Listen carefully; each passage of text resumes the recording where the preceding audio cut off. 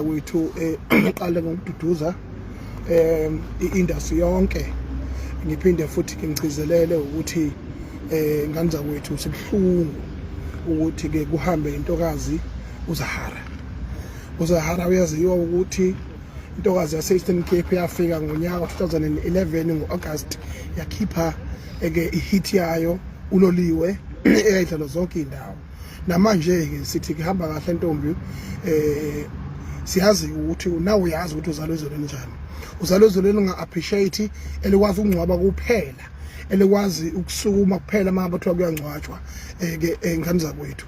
Manje ke ngiyagcizelela ke ukuthi angazi ukuthi kuyoze kufonjani kuyimasiba nesifundo, especially umuntu wesifazane ke la eSouth Africa ubukeleka phansi kakhulu kwi-industry.